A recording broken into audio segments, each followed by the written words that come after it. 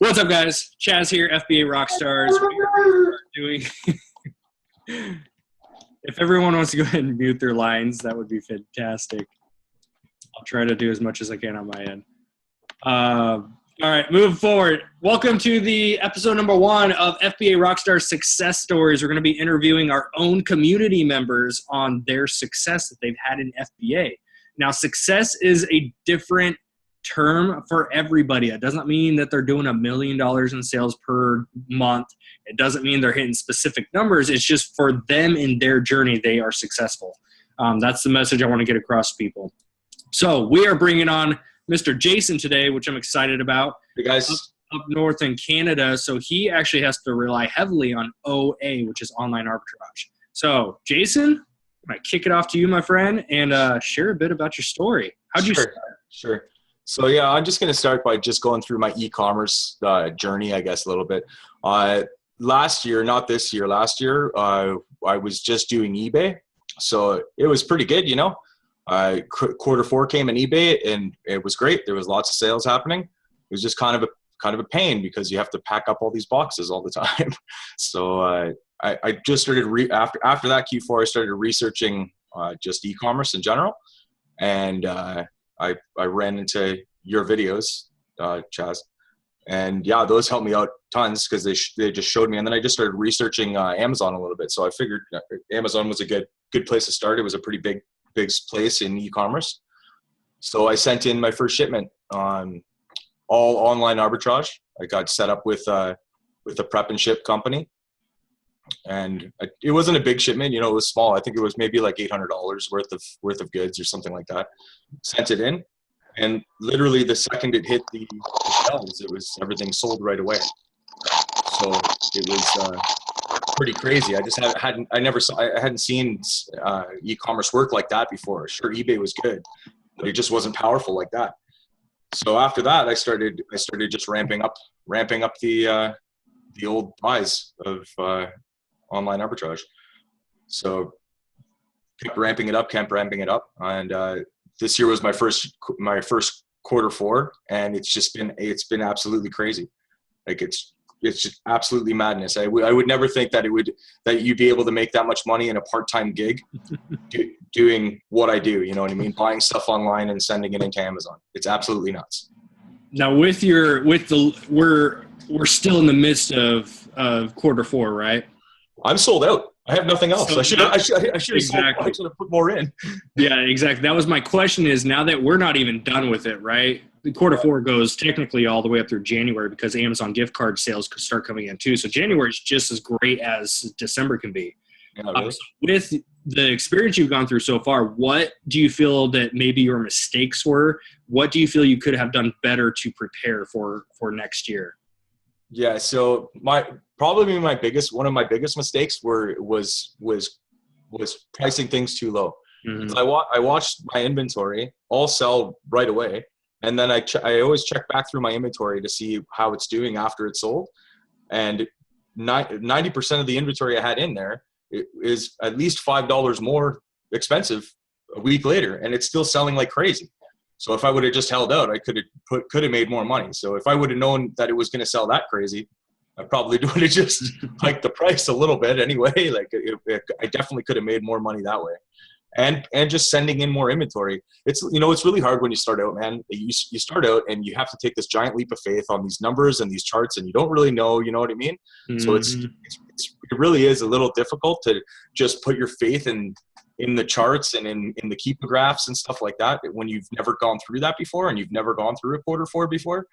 So now that I know that it works like that, man, like I could have went way deeper than I did and been very comfortable with it. You know what I mean? Mm-hmm. And you've gone pretty wide on your product selection, right? Yeah, I pretty much just buy whatever I can find on a deal. Like when Black Friday hit, I couldn't go into an online store without buying something. It was I wasn't even using scanners or anything like that. I was just cruising online stores, putting stuff in the cart. Yeah, like, honestly, man, like I couldn't go to a shop where I couldn't, like I spent $1,000 at every web page that I went to. So it was pretty good. I started out pretty slow too. Like I've grown this pretty fast. I'm surprised how big it's grown in so little time. Like I started only with probably about $2,000, and my 30-day sales in Amazon right now is up around $30,000. Outstanding. So, that is awesome. For OA, the percentages are a little lower because it's all online arbitrage. So the percentages are a little lower. Like I'm pushing maybe around like 18 to 20%. But still, this is a part-time thing for me, right? So that's still pretty good for me. Yeah, and that's a prime example too of you don't have to go for these ridiculous high margins, right? You're a prime example if you're going for higher volume with a less margin. Which is totally fine, right? Everyone works different business models. There's millionaires in every business model too. Yeah. So with that, do you feel like time management has played a role? Because I know you have a full-time job. So you mentioned you do this part-time. You're still making some killer sales. What do you do as far as like your time management? What's your schedule look like that you're trying to follow? Yeah. So I get home every day and I work when I get home. So I go to work all day and I get home at 4:00, and then I'll work from 4:00 till 7:00 every day. It's just what I do. For me, it doesn't really seem like work because I'm just sitting at the computer. It's in my living room and like the TV's on anyway. And like I'm just, managing my business is all. I usually do price updates through the day too. I'll cruise through Seller Central like 3 or 4 times during the day. Not spend a lot of time, but like just cruise in there and just to make sure I'm priced correctly. And yeah, that's about it. And then that's it. It's for the amount of time I spend, I really can't believe how much money that actually comes in from it. Yeah, you're doing it part-time too. Just wait until you can quit that job and go full force with this. Yeah, no doubt. Well, like honestly, the first 3 or 4 months that I did it, it was just, let me tell you a couple trials and tribulations too. The first little while that I did this. Well, I'm in Canada, right, guys? So it's a lot different than if you're in the States. So I'm in Canada. When I first started this, I was using a Canadian credit card. So I was using a Canadian credit card, buying stuff in the States. Didn't notice that I was getting taxed a 2.5% fee for buying it over like in out of country purchase. So I was getting taxed by that. Then I had to, when I transferred the money from US back to Canadian, they were dinging me another 4.5%, which I didn't notice right away. Right. And my first couple months at this game, I had to get sorted with a US credit card and then get sorted with a US bank account, just so everything so I wasn't getting dinged with those fees. God, like 7%, that's a lot to be taking on your money all the time, right? Especially when you're doing small margins like I am. Like that's which turns out to be a lot. So for the first couple months, it was kind of bad, but trials and tribulations, you learn from your mistakes and then you push forward. Yeah. You just nailed it right there. So along the lines of failures, how many months have you been doing this? Because you mentioned this was your Q4, April. Yeah. Okay. So within the last several months that you've been doing this, are there any failures that you think most people go through, and what did you do to kind of overcome that? Yeah. A couple of the failures that after in the last couple of months, I kind of have it down to a science at this point. So like I try not to make too many mistakes, but you still do every once in a while. Sometimes I'll buy things I've bought a couple things that have been restricted while I bought them. And that's a pretty bonehead move. You buy these things and then you might have to pay. If you're lucky, there's no charge for returning it, but sometimes you'll have to pay a restocking fee, or sometimes you have to pay something even just the shipping back and forth. Kind of a bonehead move when you could have just opened your eyes and looked. So, and also there's been a couple times where I bought things where I thought it was the same thing, and then when I got it at my prep and ship place, I'm looking at the pictures and I'm like, oh, that's not the same thing. Damn. Yeah. It's just all my numbers are off then because it's not the same thing that what I thought I was getting, right? So piece of advice for sure that just make sure you really scan the items that you're getting and what you're buying, just to make sure that it lines up, right? Yeah. And that's kind of leading into my next question is, do you have any specific guidelines that you follow for scanning an item? Do you have categories that you love more than others? How's your research process look?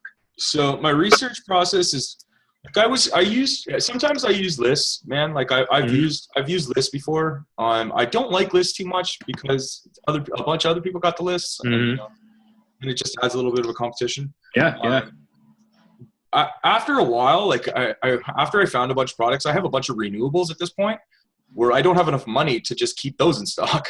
So So it's gotten to the point now where I don't even need to, I'm not even really sourcing anymore. I'm just waiting until my money builds up a bit more where I need to go get more product. I just have renewables that they're just selling. So great. I just have to go out there and keep reloading those until I have enough money to buy more. In the new year, I think I'm gonna get back on the software train and either get OA X-ray, or I saw Tactical Arbitrage looks really good. So I think I'm gonna try that one out. Tactical Arbitrage. Yeah, did you try it? Try it. I use it. Oh, you use it, yeah. So it's good, yeah. You can flip through all the pages at once, right? Yeah. Tactical Arbitrage, you literally run overnight and then check in the morning, and boom, there's nice. results. So all I'm waiting for is money to be like right now I have all my renewables, so that's just taking care of all my money right now. So for sure. I have a little bit of a stockpile, then I'll start scoping again. Yeah, absolutely. And if you guys have any questions, feel free to hop over to the chat, drop those, and we'll kind of pick through those as well. So when it comes down to like those replenishables that you mentioned, those are kind of like the key items that every seller should be aiming for, because you don't have to go out and treasure hunt every single day. It's fun. It's exciting, right? You get that newbie high of the treasure hunt, but eventually that treasure hunt feeling goes away. And then it becomes, crap, I got to go out and source again, right? It does become work, right? The honeymoon phase gets over at some point. So when it comes down to finding your replens, do you have any tips for new or just getting into this ball game? Because we're just after the December 19th floodgates opening, right? So do you have any tips for those guys? Honestly, there's no magical formula for me to find a renewable. Like you just keep your eyes open for sure. And you have to keep your eyes open for something that you can go back and buy, and it's not on sale, and it's just you can go back there and get it and list it again. So that's it. And they don't have to be crazy ones, man. These don't have to be products that sell $400 a month. If a product, there could be products out there that sell $20 a month, and like that can be a good little renewable thing. If you're making, $20 an item times 20 or even times 10, you know what I mean? That's still a couple $100 that's going to be flowing in. You get 20 items like that, then boom. Don't got to do anything now except for inventory management. Yeah, exactly. So with that, do you have a specific process that you use when you try to find what is going to be a replen? Do you go through your whole inventory inside of your Seller Central and you kind of pick through and look for those items again? Well, I'll always look back. Every time something sells out, I'll for sure right away. The first thing I do is see where I got that item. I judge how good it sold, and then I'll go back and see if I can get it again. That's number one. That's what you do when you're running this business, right? Like you always check, especially if you have something good that sold. You go back right away and check to see if you can get it again for that price. And if you can, then it becomes a renewable. Yeah, that's a great one. That's a big mistake I made in my early days where I had all these things because I was going super wide, not deep in anything, but I had these things that sold like that, and I never checked again. Yeah. They just sold, and I just moved on to the next thing. So I know, reflecting back on my own business, my journey so far, I can absolutely think of about 4 or 5 different products that, this was 9, 10, 11 months ago. I probably could have made some good money on if I just went and found those reasons. Oh, for sure. Like it's important. That would be one of the keys to how much money that I've made in this business is that there's been a good 5 products that I've sold. I've probably pushed through a good $5,000 worth of sales on each of those products, and just because I've done 7 to 15 orders on each of those products. So it just becomes a no-brainer after that. For sure. And then the next step after that, I'm just waiting to source more. I don't even have money to source stuff in stock. Welcome to Q4. Yeah, man, crazy. So with that, your next step is your next progression. Now that you kind of know what your replens are, what the good selling items are in your business, is your next step to move in and contact that manufacturer and try to set up a wholesale account? So I've already done that a couple times on a couple of my replenishables. Honestly, you guys wouldn't believe how it's crazy how most people would never take the time to actually phone call somebody or send an email to somebody. All you have to do is send an email to somebody and say, I'm looking for this many units and I'd like to pay this much money for each of those units. Half the time they're going to just say, sure, let me just go talk to my manager, man. And then at least you have some kind of a deal rolling around. I've done that with a couple of my renewables, and that's, and now it's gotten to the point where I have a sales rep there, and it's good. Yeah, that's, Like, I funny mean, that you mentioned that. I just had an email today with one of my guys. yeah, no, and I asked that because I think that should be everyone's end game. That's everyone's end goal, is to get into private label or wholesale, because those are the most long-term sustainable business models. Yeah. Right. Yeah. And then when it comes down to wholesale, like you said, most people are just not willing to put in that one extra degree of effort and just send the email or make the phone call, make that initial contact. That's honestly, a lot of people pick. honestly, it's really not even that difficult. You can have a pre-written email that you can Mm-hmm. send to most of them. You know what I mean? And just touch it up a bit and send it out. Like, you really should be doing that, especially if you find that you really only need to do that if you find a good renewable that you're going to be ordering over and over again, and you want a lot of quantity of, right? Yeah, absolutely. Yeah, everybody should be doing that at all times. Yeah, I think if anything, that one tip right there, I mean, most of you could take that and run with it, and some of you are going to make some good money because of that one little thing that you implemented. Yeah, honestly. And like, you honestly can take your margins down. If you're getting something for $20, if you can buy it wholesale for 13, like and if you were making money already at 20, you know, it's a lot of money is probably left on the table from people not making a phone call or sending an email. Absolutely. Somebody asked, what do you do when the scan app does not pick up the UPC code or the products at Ross or Marshalls? Do you just move on? Now, you mentioned you don't do much RA, so do you guys have Ross and Marshalls up that way? I don't think so, but you can always just type it in instead of scanning it. You know, I've done some RA before just to get my feet wet, and if a lot of stuff too in Canada, like, it's not popping up on the scanner just because it's in Canada. So it has different UPC codes, and like, it doesn't work. But if you just type it in, you'll see it's the exact same product. So just so make sure that you do type those in. A lot of times those will be left on the shelf because someone lazy didn't want to type it in. That's true, 100%. I've got a box of goodies next to me that are going to be in my next YouTube video. And some of these I was scanning live on my YouTube video, and they didn't pop up with the UPC code. So I showed right there on the video, like, hey, you just have to punch in the title. Yeah, exactly. Put in the brand name, put in what it is, and you don't have to be specific. Just type in the basics. Yeah, scroll down, try to find it. Scroll down and find the one that matches, and you're going to be set. Yeah, exactly. So again, if you guys have any questions, feel free to utilize the chat and drop those below. We'll get to those at the best that we can. I'm just going through and muting some new people pop on. All right, there we go. So moving forward, I mean, you're kind of going through Q4. You got your butt kicked a little bit in a good way. Yeah, like, I'm pretty much sold out of everything. So it's right now I'm just trying to get stuff back into the warehouse as fast as I can. And I'm at the mercy of the prep and ship company, right? I can't push them. I'm sure they're slammed too. Like, everybody's pumping a bunch of stuff into their warehouse. So it's hard for me to move any faster than I actually can. So I do have more shipments going in, but it's at this point, I also want to keep some money for the Boxing Day sales that are going to happen too. So, big time, yeah. Especially post holidays. Yeah, there should be some good stuff coming out, right? Like, I want to make sure I have like 10 grand worth of funds just to dump back into deals. Yep.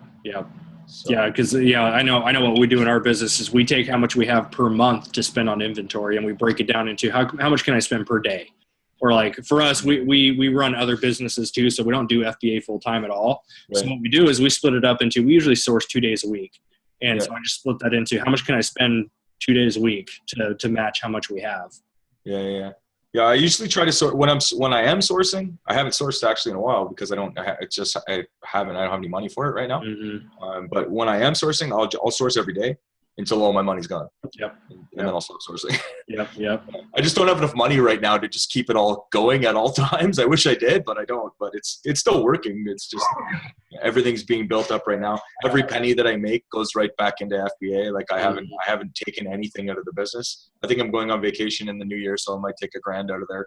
Or something. Heck yeah, pay yourself off a little bit. Yeah. And that's the part about the business that a lot of people don't understand is they come into this expecting to buy a few things and make a paycheck. Right? It doesn't work that way, guys. You're in the investing world with this stuff.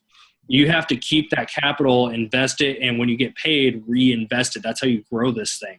Like for us in our personal sales, like we had our peak over the summer because we were reinvesting every penny. But after the summertime, we have other streams of income, so we're good. We didn't need to rely on FBA, so we were pulling FBA money to go on trips and do all this fun stuff.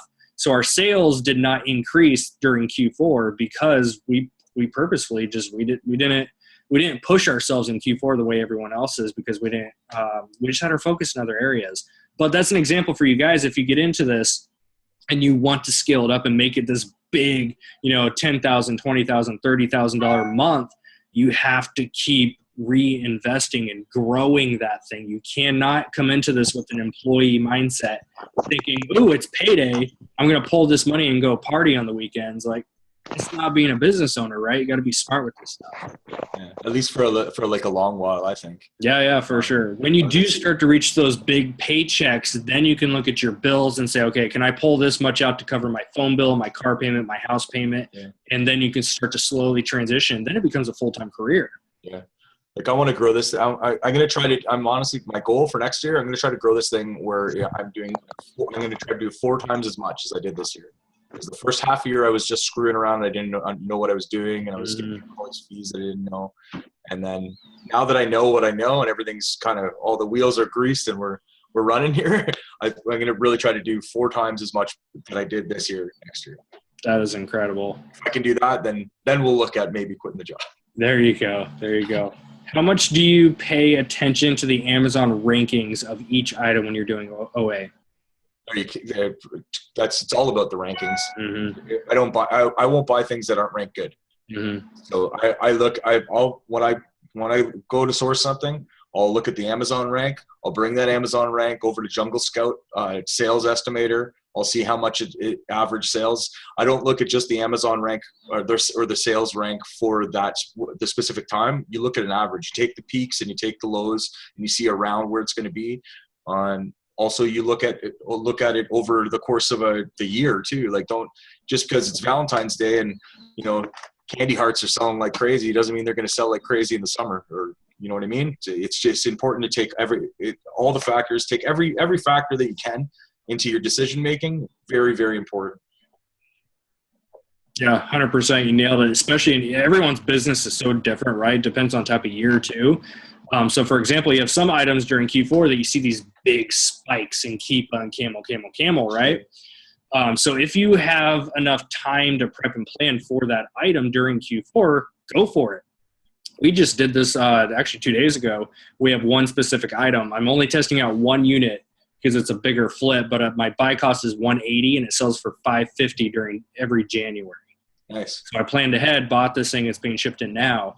And just based on the last 3-4 years, there's always been that spike. Sure. Of the value goes up and the rank drops close to the thousands. Sure. So that's a prime example of you could your ranking, your charts, all that kind of stuff. Number one, they're not always 100% accurate. No chart ever is going to be. They're just rough estimates. Sure. So you kind of have to learn what works best for you and your business model. It just gives you data too. Like the more data you can have, it's knowledge is power, right? So the more knowledge and data that you can have, the more educated your decision is going to be.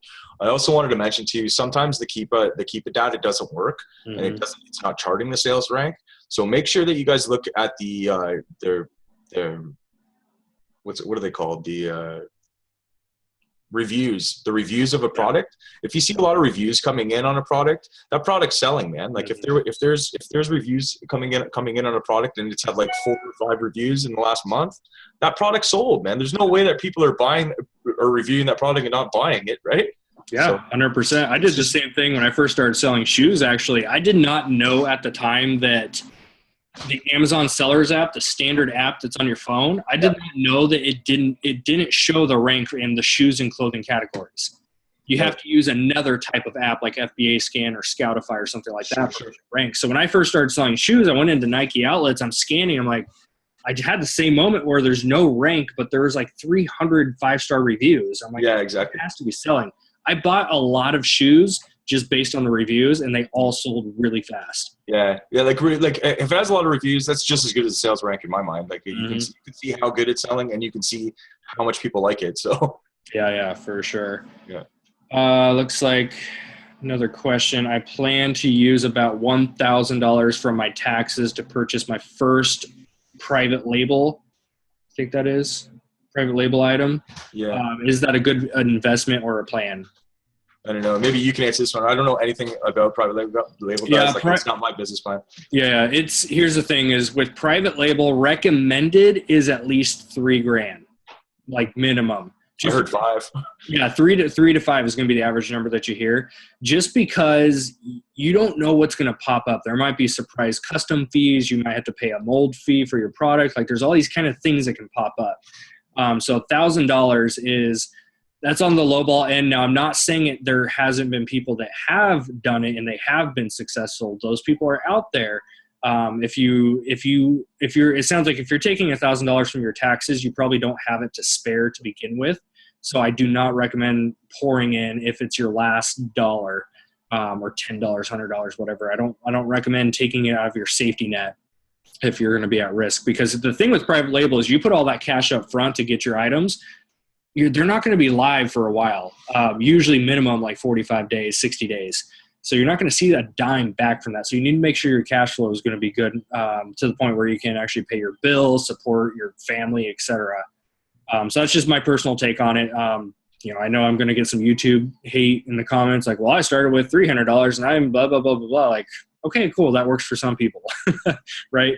You gotta play it safe inside of the private label world sometimes.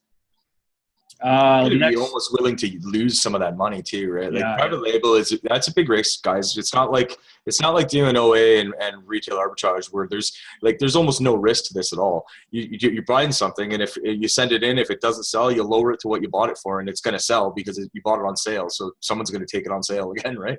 Yeah, so for sure. Yeah, and everyone. Because looking back at my numbers, there's almost nothing that I lost money on.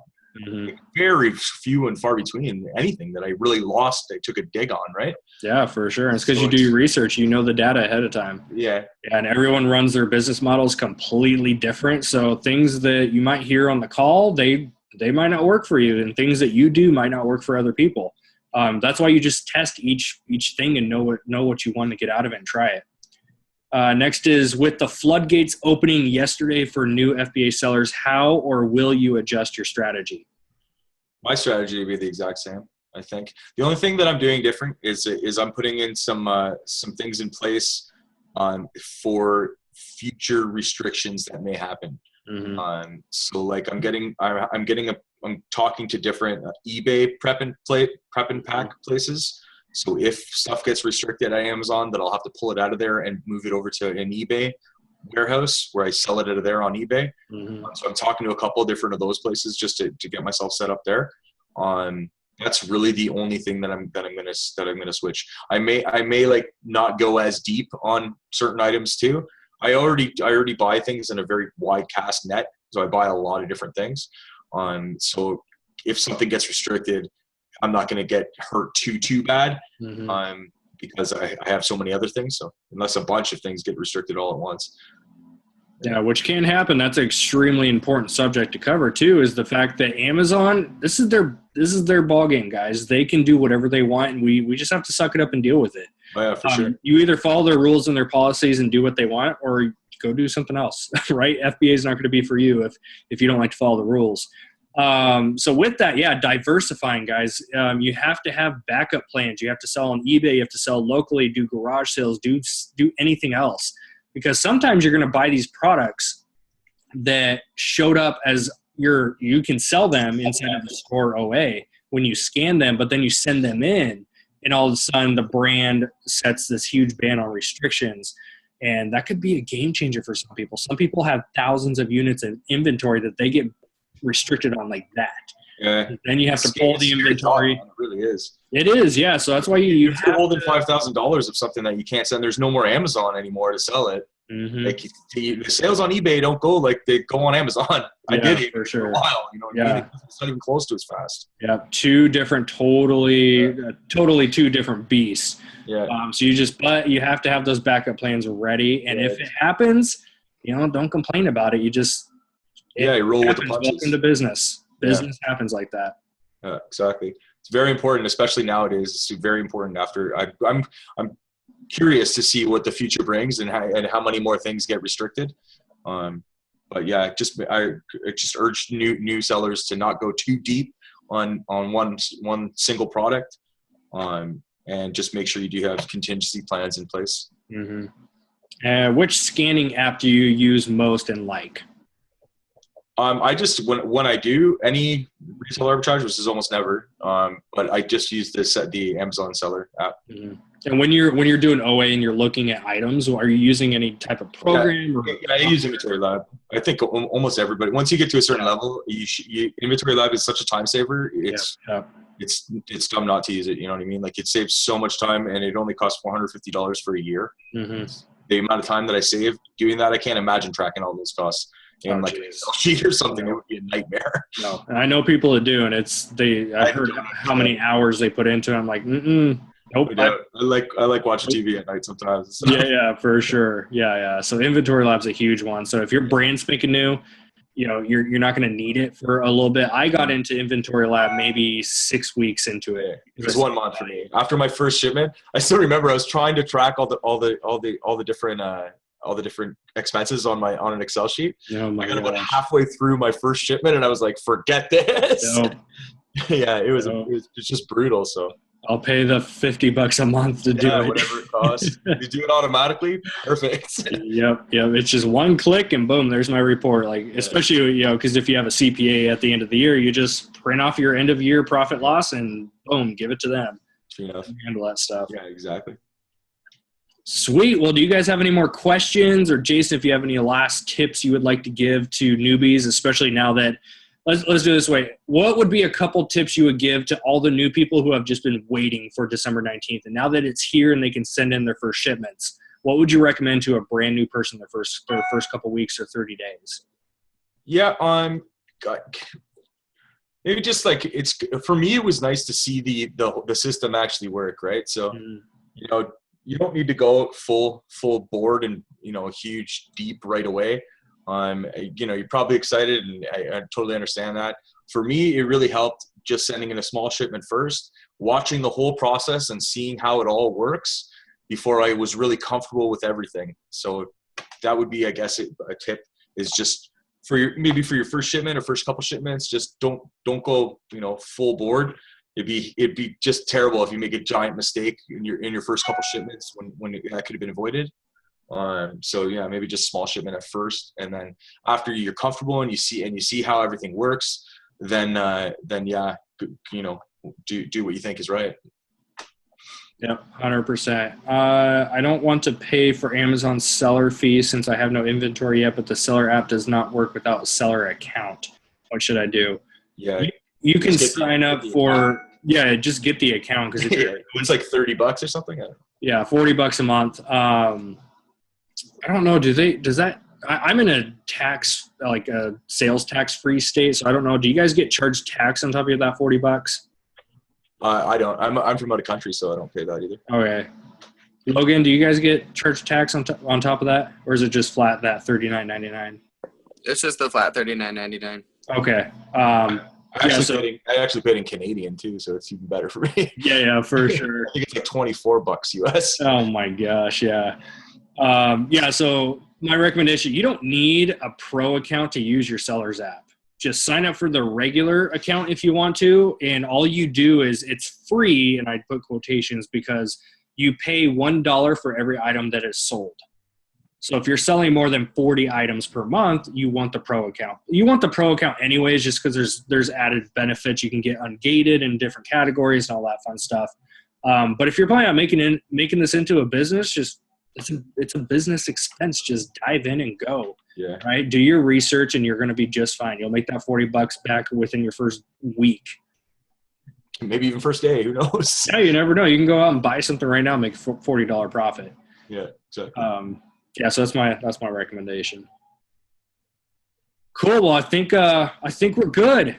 Cool. Jason, thank you so much for sharing your story. No worries. I just want to say a big thank you to you, Chaz. You honestly, you really helped me out when I first started watching your videos, and that group really helped me out. I posted a lot of questions in there, and they all got answered really quickly, and everything was great. You know what I mean? So awesome. You guys really helped me out, and everything was super cool. I'm happy to come on here and tell a little bit of my story. to help with the community. You know what I mean? I was happy to just give back a little bit. So awesome. Thanks a lot, I Ralph. appreciate that, brother. Yeah, thank you. That's the whole point of the Rockstars. If you're not in the Facebook group because you're watching this on YouTube, check the links below. You'll see the Facebook group. We created that group for help. You can post any question in there, and boom, within an hour, you're going to get so many different answers. And that was the whole point of us starting this whole thing. So I appreciate the feedback, and it just reiterates the fact that we're on the right track with this whole thing. Cool. So aside from that, you guys have a fantastic evening, and we'll check in next time. We're going to start getting some more success stories up here for you guys. So take it easy, guys. Have a great night. Thanks, Chaz. No problem.